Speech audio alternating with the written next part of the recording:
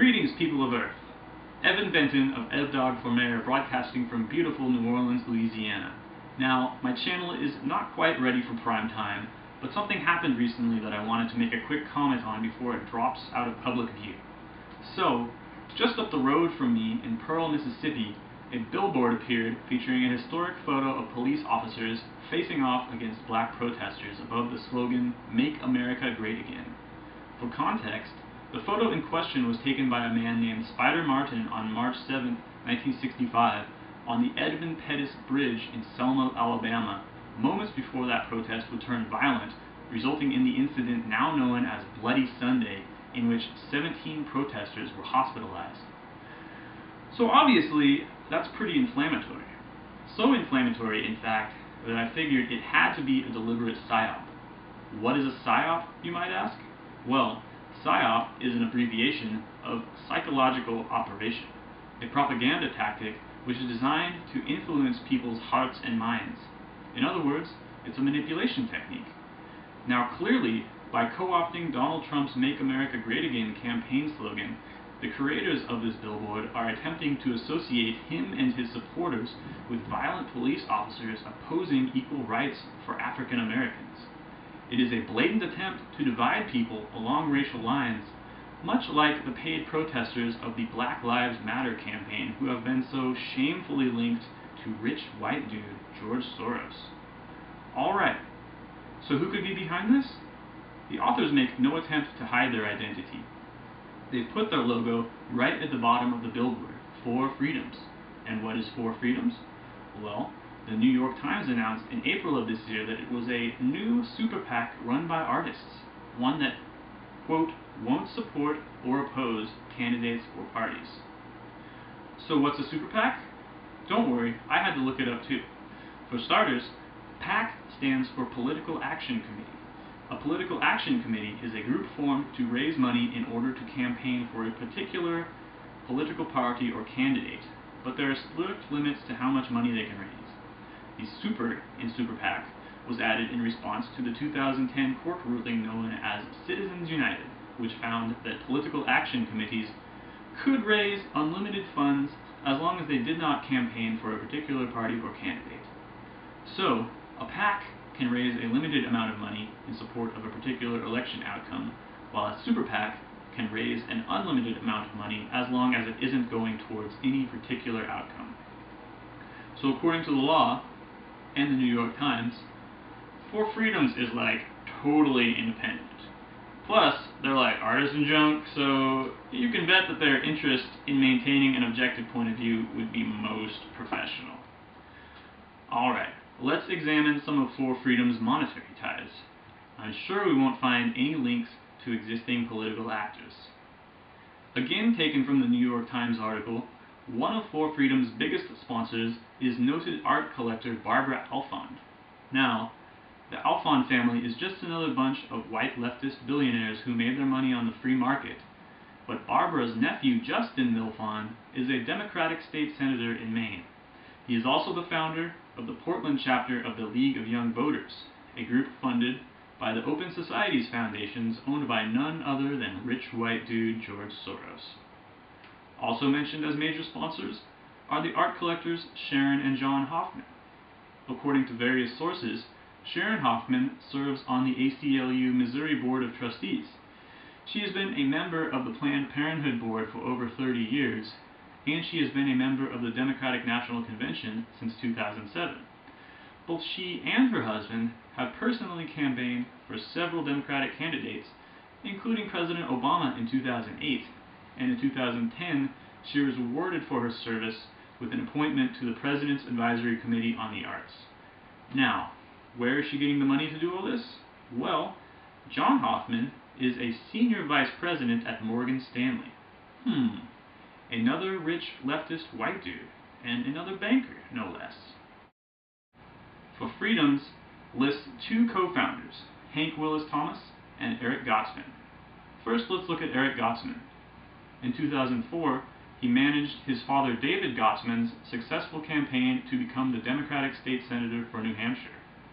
He was a recipient of a Fulbright Fellowship, which comes from the U.S. Department of State, and he received grant money from George Soros' Open Societies foundations. Next comes the creator of the Billboard itself, Hank Willis Thomas. Are you surprised to see a black man? I know I was.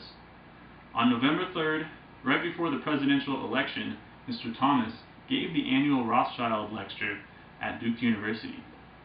I know what you're thinking, and yes, it's the same Rothschilds.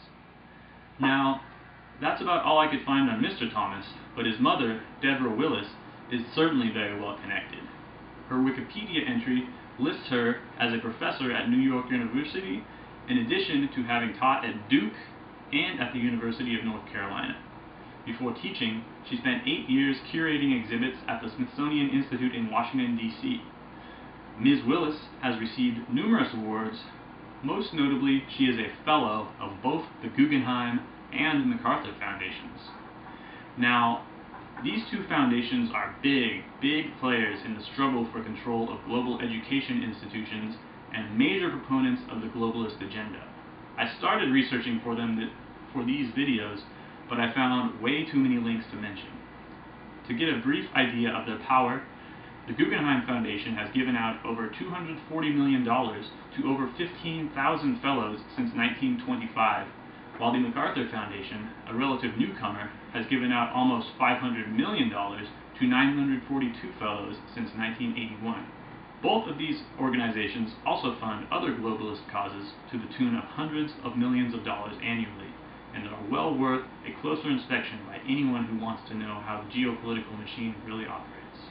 Alright, so that's 2 links to George Soros, 2 direct family ties to Democratic politicians, a position in the Obama administration, a speaking gig paid for by arch-globalists the Rothschilds, and over $500,000 in prize money from 2 of the most powerful non-governmental organizations on Earth. With all these hidden ties and more, I think it's fair to ask what exactly 4 Freedoms means when they claim on their website, "We are frustrated with a system in which money, divisiveness, and a general lack of truth-telling have stifled complex conversation, and our mission is to support the effort to reshape American democracy into a more transparent and representative form." The so-called artists responsible for the 4 Freedoms Super PAC appear to be hiding behind an inherent quality of art, namely that it is subject to individual interpretation, while simultaneously using another inherent quality of art, namely its direct appeal to emotion, to effect specific political change. In other words, if someone were to accuse them of supporting a particular political cause, they could simply claim, "Oh no, we're artists. We aren't stumping for Clinton. We're elevating the discourse." And yet, Hank Willis Thomas's first tweet after the election was a link to a petition to abolish the Electoral College. And that's the real moral of this story, folks, that the people behind 4 Freedoms are establishment leftists who really thought this kind of garbage would win them the election. And even if Mr. Thomas and Mr. Gottsman are as aloof as they claim, the people paying them certainly aren't. And here's the other thing. These people can afford to act all high-minded and inscrutable because they know they can count on the mainstream media to hammer home whatever message it is they're trying to send. Why would they pick Pearl, Mississippi, a town of 25,000, unless they knew the mainstream media would pick up the story and rebroadcast it nationwide? As Mr. Thomas himself said, they were looking for advertising space, quote, "in the heartland where it's cheapest." Now, the billboard was installed on October 24th, just 2 weeks before the presidential elections. The story, however, wasn't picked up by local NBC affiliate WLBT until November 16th, leading this reporter to believe they were expecting it to spread virally through social media. Now that's called leverage, and it's a strategy that forms the core of what's known as guerrilla marketing. Although in this case, I'm happy to say it failed. Even The Root commented, quote, "If being subversive is the point, it's a fail." They can't even claim, as Mr. Gottsman himself did, that they were trying to, quote, "elevate and expand the dialogue that no longer exists in our soundbite culture, its gotcha tactics, or in its oversimplified conversations." elevate and expand the dialogue, soundbite culture. You made a meme, guy. Congratulations. This has been Evan Benton for Dogg for Mayor. I'm gonna go play some jazz music.